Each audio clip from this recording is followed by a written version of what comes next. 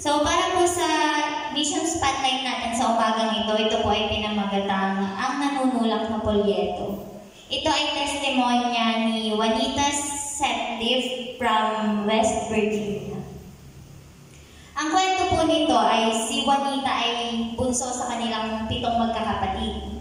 Siya ay lumaking ayaw magpunta sa simbahan kasi po yung parang yung Sunday school, yung pinupuntahan nila 6 na kilometro yung layo. Tapos hindi rin sila lagi nakakapunta kasi nakakapunta lang po sila ipagtag-araw dahil hindi naman sila makakapunta kung taglamig. So, yung kanilang mga magulang ay walang ipinakitang interes sa relihiyon. Maliban na lamang na sinasabi nila na sila ay nabautismuhan.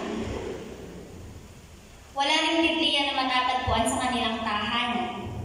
Nilarawan niya na napakapangit ng pagkabata niya, di niya talaga na nagising bumalik roon.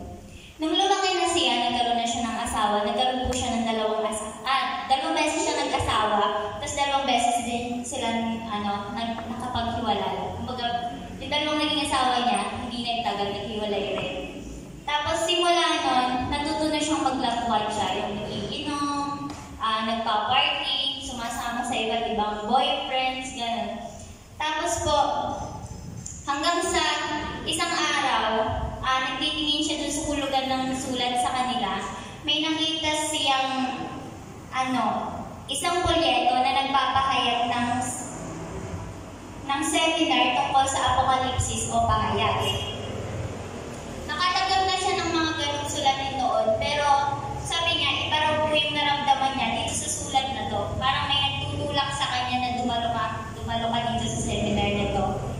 Kaya naman, dumalo siya ng ilang araw na pangangaral. Sa unang araw na pagdalo niya, nagtanong agad siya kung bakit Sabado ang araw ng pagsamba.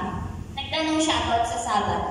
Dun sa isang kapatiran or isang miyembro ng iglesia law. Ang sagot po sa kanya ay, sa mga susunod na araw ay tatalakayin ito ng pastor. Kaya po, nagkaroon siya ng rason para umattend ulit. Dahil nga sa sunod-sunod yung araw ng pagdalo niya, binigyan na siya ng Biblia. Pinagkalooban siya ng Biblia. Hanggang siya na yung nagsumikap na saliksikin ito. Siya yung nag-aaral, parang dahil sa pag-aaral niya, yung ilan sa mga katanungan niya, kagaya ng pagsamba sa araw ng Sabat, yung mga sinasabay, nasagot yung mga tanong na yun. Kaya nung nabigyan siya ng Biblia, parang nung nalaman niya yung mga ilan sa katanungan niya, naramdaman niyang yung katotohanan. Hanggang sa siya at yung may 15 pa siyang kasama na nabautismuhan rin. Matapos siya mabautismuhan, nakita yung mga pagbabago sa kanya, yung mga nakagawian niyang, yung mga ginagawa niya, yung mga pag-iinom, paglalakad siya, tinalikuran niya po talaga yun. At natuto na siyang kumilos ng naaayon sa kalooban ng Panginoon. Kagaya ni Juanita, meron tayong iba't ibang paraan or meron tayong iba't ibang karanasan bago natin tinanggap si Jesus, di ba po, bilang ating personal na tagapagligtas. May iba't ibang calling na nagiging magandang testimonya rin sa iba.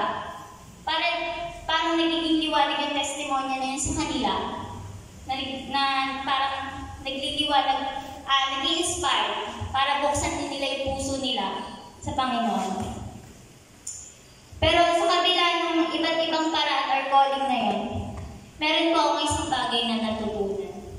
Siguro yun yung, kung tayo ay tutugon sa tawag niya, ano man yung paraan, ang katotohanan ay ating matatagpuan at matututunan natin kumilos ng naaayon sa kanyang kalooban. So yun lamang po at happy Sabbath po sa ating lahat.